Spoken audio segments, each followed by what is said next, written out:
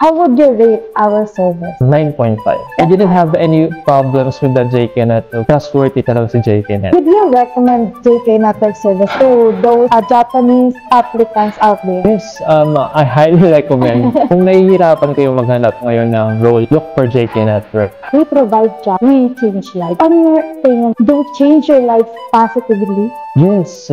Ang daming mga nagbago. For JK Network, I'm really great. Thank you for helping me. Oh, Yes. okay. Meron na siyang Napakaganda. bilingual.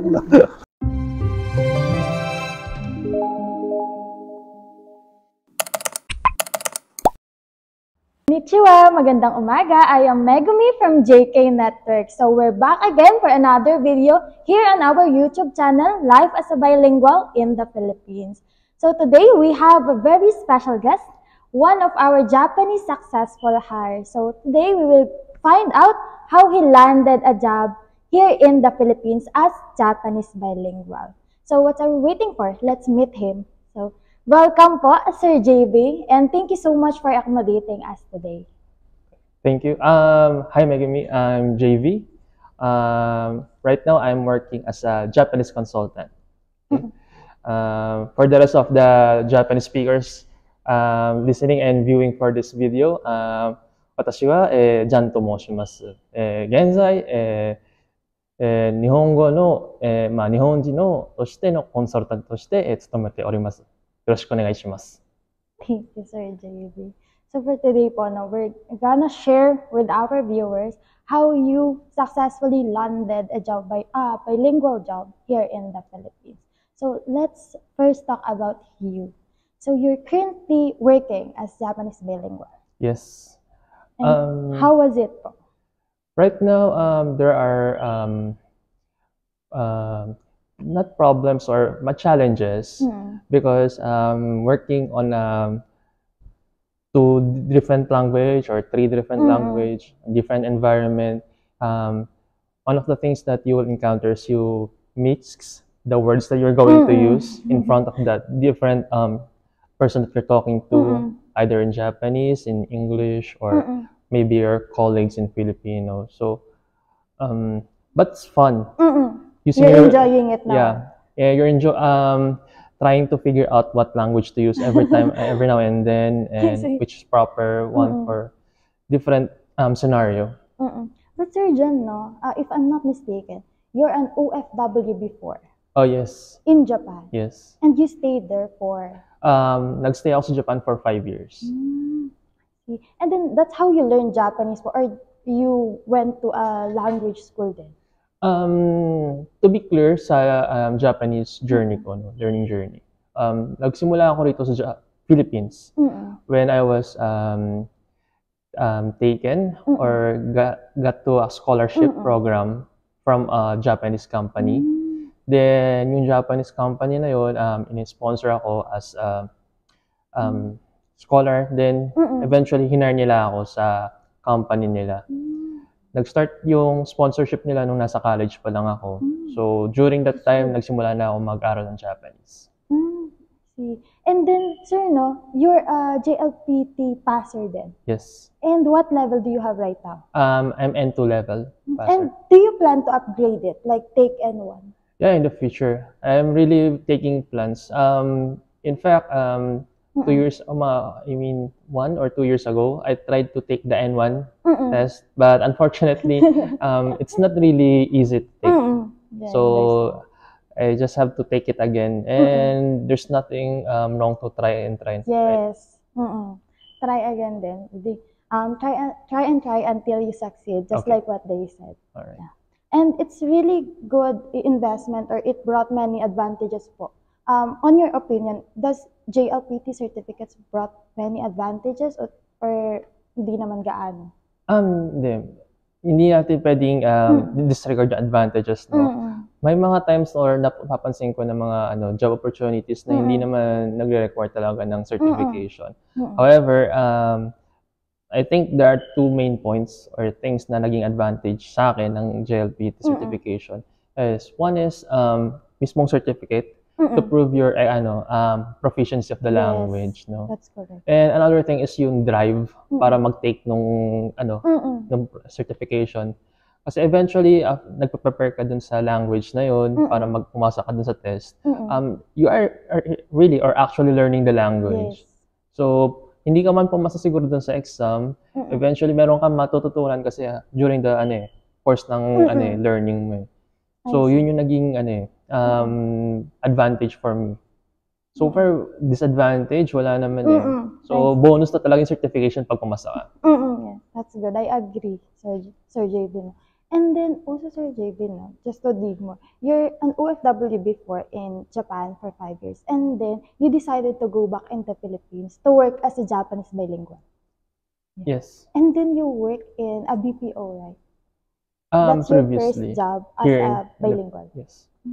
I see. So how was it po from being employed as Japanese bilingual in BPO and then now working as a Japanese consultant, which is permanent work from home yung arrangement natin ngayon? Previously, sa BPO company, sa Japanese bilingual, more siya, tawag dito, repetitive yung work and madaling kabisuduhin since it doesn't really require you na masyadong technical stuff, no? So, doon ako I think nag-improve yung quality ng mastering skills, no? So, may mga na-improve din ako sa language ko, but still nakita ko or napansin ko na after some time I need to grow more. So, doon ako nag-challenge yung sarili ko na kailangan ko maghanap ng na magbibigay sa akin ng ng challenge kung para mag-grow pa na ma-improve yung language ko. At the same time, magkaroon ako ng skill upgrade, no? So, hindi ko naman inaasahan na work from home talaga. And nung napansin ko na ang malaking bagay na ito is yung Excel skill or paggamit ng mga Google Excel, mga spreadsheets, yan. So, nung napansin ko yun na meron palang ganong opportunity, I took it. So, lumipat ako from Japanese bilingual sa BPO to a Japanese consultant right now. So, that's good to know. It's a very inspiring story on how yung journey from being OFW, working in BPO, and then now working as a consultant. Okay. So, Sir JB, can you share us about yung how it was working in BPO and then now working as a consultant? Okay. Nung nasa BPO ako, basically ang naging role ko was quality analyst. I was checking interaction ng customer service saka ng mga customers nila. Okay. So the work is not too technical on the side. You just have to check the work on certain parameters and behaviors ng mga interactions. And ngayon naman sa as Japanese consultant, specifically sa IT, we're providing services for integration or providing IT solutions sa mga Japanese company para mag-improve or para ma-digitalize yung mga transactions nila within a company. Ma-improve yung planning at saka management ng resources nila. I see. So, from customer service related job to IT related position naman. So, it's a big job, but does it, how's your adjustment so far? Adjustment, ang naging challenge sa akin ngayon is paano ko parang mapunan yung lack of knowledge sa IT industry, no? So sa BPO siguro or some people parang they think na parang meron na rin itong IT or exposure sa IT, no? Pero nung pumasok ako as Japanese consultant, ang dami ko palang di alam sa IT industry. And so far kapag dinagdag mo pa yung complexity ng Japanese, ma-realize mo na parang nagsimula ulit ako mag-aral ng Japanese. No, another world for different industry. Pag sa loob ng Japanese, yung mga terms mga words na dati akala ko alam ko na or na-figure out ko na siya, may iba pa palang use. O di kaya may mga bago ako mga characters na ngayon ko lang na pwede palang gamitin sa ganitong mga scenario, sa ganitong sentences, sa ganitong mga interactions. I see. So that's very good, sir, na it's very important na yung mindset natin. We're very open to learn new things, ganyan, and to adjust, willing to learn talaga. And then, Sir JB, I would like to ask Tandy, when it comes to our job hunting, ano yung parang mga naging challenges mo during job hunting as a Japanese speaker? Siguro ang challenges is to match yung skill set na meron ako. Kasi ang napansin ko talaga, malawak din yung scope nung parang kung saan. Basta, ang common is, syempre, is kailan marunong ka makapagsalita ng Japanese. Yes. Pero, the roles coming from different industry, may accountancy, mayroong mga sa manufacturing, and here, sa IT naman. So, kailangan mo siya itugma kung saan mo siya dapat, So, nung may nakita ako na parang meron tugma dun sa skill set na meron ako, I took the chance. So, nag-try ako mag-submit na application. Then, eventually, the company, my company right now is very open-minded and they're willing to train. So, yun yung naging grateful din ako na sa situation ko ngayon. So, it's very crucial na you know how to match your qualification and skills doon sa job. Hindi lang, you're interested. You're gonna apply. You need to match, diba? Yes. Javin, I would like to ask them, what's your thought? May difference ba kapag, like for example, you apply through a job hunter, yung headhunter na agencies, and then you apply directly? What's the difference? Or there are advantages ba? Or wala naman? Or what's your thought? May mga tinry din ako magsabit ng direct application. But eventually kasi, ang pinaka naging advantage sa akin or benefit ng paglapit or humingi ng tulong sa agency is yung unconditional support to find me a matching job dun sa skills na meron ako, Kasi hindi ko alam lahat ng ng roles available sa diyan sa market So, may time, pag-check ako sa LinkedIn, sa Indeed, mayroong mga ganitong roles, ganitong mga skills at hinahanap sila. Pero, wala, hindi ako nakakapasa or nakakapag-move on sa mga final interview. Kasi, eventually, hindi nila nakita yung parang So, napaka-limited from a position na naghahanap ng work. Pero with the help of the agency, someone that is specialized na para talaga cater sa mga may needs ng mga company na naghahanap ng ganitong roles and sa mga katulad namin na naghahanap naman ng trabaho, laking tulong. Malaking tulong talaga sa amin. How's your experience naman po with JK Network Services? You're a second time hire na namin. So, your first work as Japanese bilingual, and then now, your second time po, we assisted you. How's the experience naman, Sir JB? Noong una, kind of skeptical, to be honest. Hindi ko kasi, na-figure out pa kung paano yung process Tsaka kung, how should I, parang, kung direct kay company, and paano yung magiging relationship eventually. Pero nung second time, nung sabi ko, naisip-isip ko, confident na ako, tutulungan na ako ni JK Network eventually. So nakita akong job posting siya, ito yung available na role, ito yung hinahanap ng skill set, sabit ako ng application. Then yun, alam ko na gagawa ni JK Network ng paraan para makapunta ako doon sa interview, maano ko na siya. Yeah. So, and it's good sir, that I assisted you. It's an honor to assist you in your application. Grateful din ako kay JK Network at sa iyo, Miss Megumi, for assisting me, for the second time. Hopefully, hindi magbago yung kindness tsaka yung effort ni JK Network sa aming mga bilinguals sa market, Malaking bagay na nabibigyan kami ng opportunity. Makita namin yung the rest ng mga possible job roles na nandyan sa market. That's good. And then, sir, are you knowledgeable din po? When you're in Japan and then you plan on to work here in the Philippines, are you aware po na yung Japanese speakers ay in demand in the Philippines? Or you don't have an idea, you just try to apply for a Japanese speaking job? Wala pa akong idea nung umuwi ako ng Philippines eh.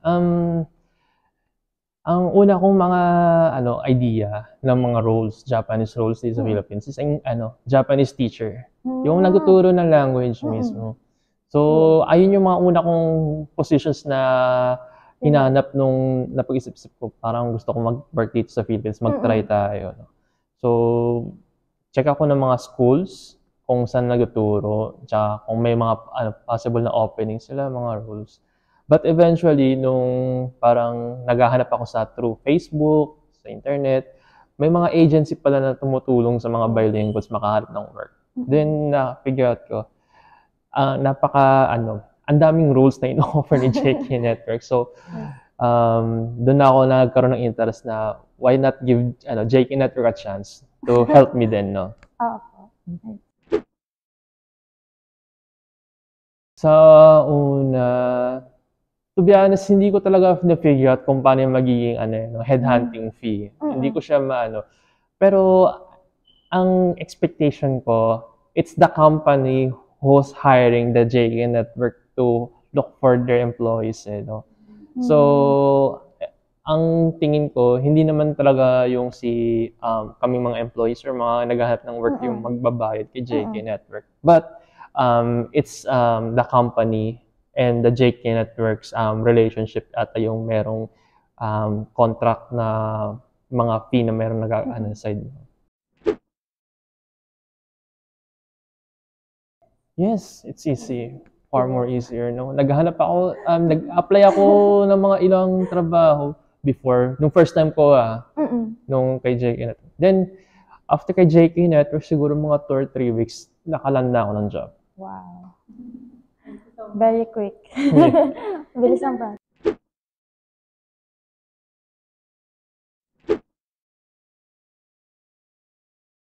Ito yung tinatanong ng mga ng mga usual din no.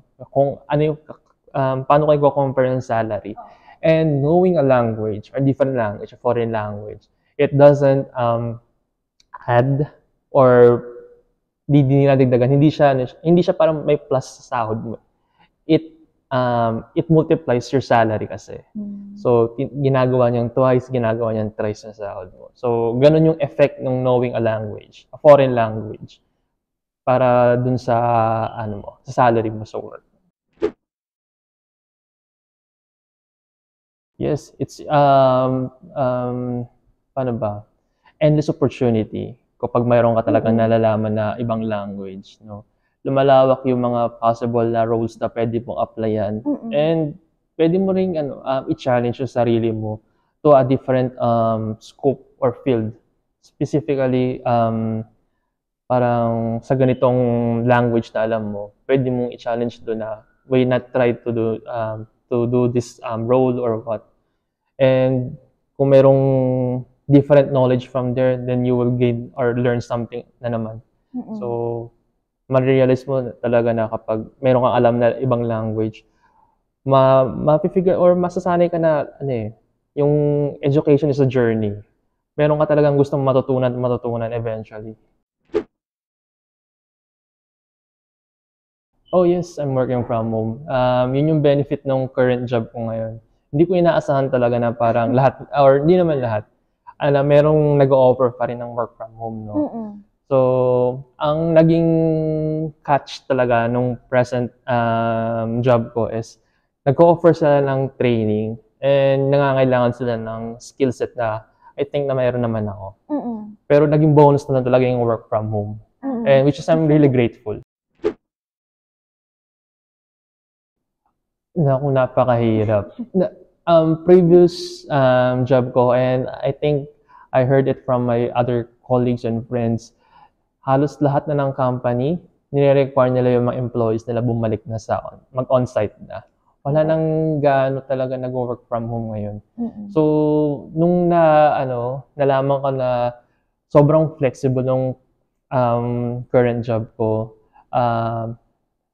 grabe, sabi ko, ang swerte ko hindi ko na kailangan parang, I don't have to challenge or parang problemahin yung commute, yung transport, yung traffic.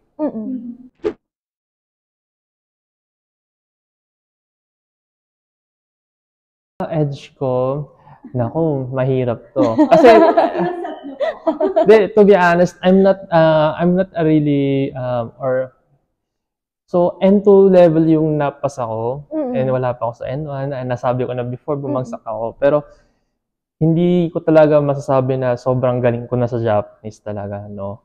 And I know other people, other bilinguals who are better speaker than me. No? Pero siguro, ang naging siguro edge ko is one, na-adapt ko yung mga behavior, culture ng Japanese when I work in Japan.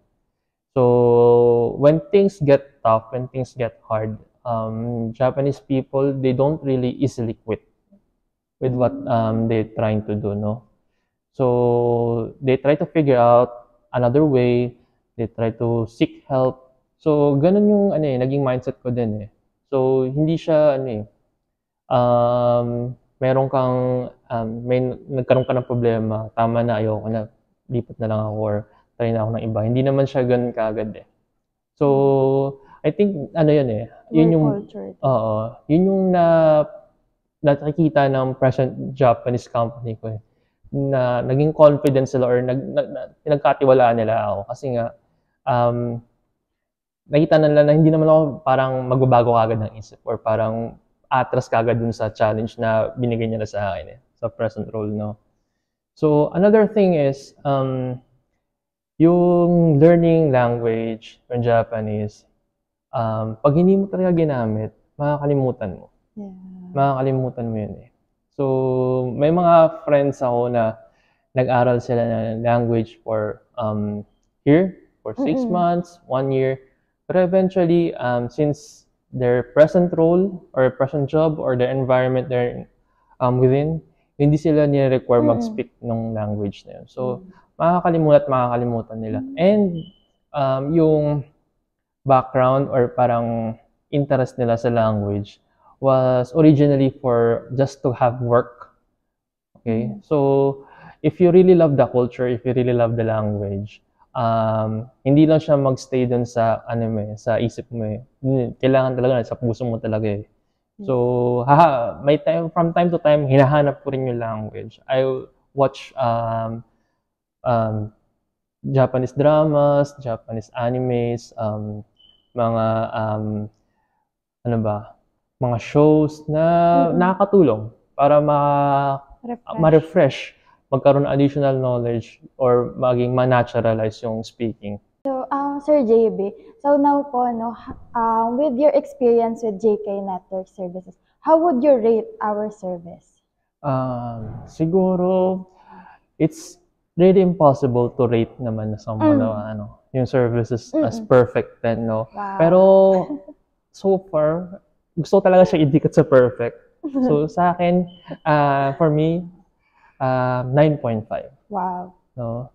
I didn't have any problems with the JK Network Services, no.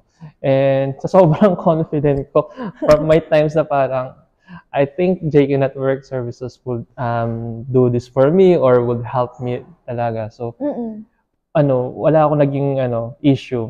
And yun lang talaga, parang sana nakita ng ibang mga bilingual speakers out there, no, na trustworthy talaga si JK Network. Thank you so much, Sir JB, for the kind words and high rate. 9.5, that's high.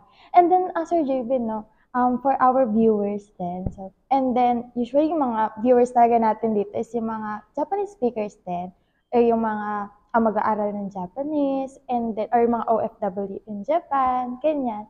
So, what is your advice to them in, like, for example, finding work here in the Philippines as Japanese bilingual? Okay. Siguro, magiging advice ko, number 1 is, huwag kayong titigil mag-aral ng Japanese language, no? Sana ma-realize natin na the language is also evolving. So, when we stop studying the language, ma-realize mo na hindi ka nag-i-improve, hindi ka nag-natural yung pagsalita mo eh. So, kailangan mo siyang gamitin araw-araw eh. Okay? Then, another thing is, try to improve or try to figure out anong kailangan ng market. Because yung market, though may mga times na masyadong malawak yung scope ng hinahanap na roles, pero eventually meron ding time na parang limited, napaka-narrow ng mga skill set na hinahanap. So, try to figure out kung anong kailangan ng market para for this kind of job or this kind of role. So, improve mo yung skill set na yun. Nandyan si YouTube, nandyan na yung internet, nandyan na yung knowledge, no? So, hanapin mo lang dyan. Kung paano mo inaral yung language, eventually may figure out mo din kung paano mo aaralin yung skill na hinahanap ng isang role. Yun. Would you recommend JK Network Services to those Japanese applicants out there? Yes, I highly recommend JK Network.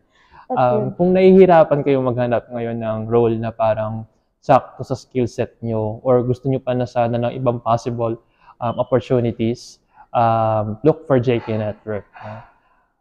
Just try to search JK Network sa Facebook. Eventually, makikita nyo sila. Makikita nyo yung mga postings nila. Nandyan yung mga roles na available sa kanila. Napakaraming positions, napakaraming possibilities with JK Network.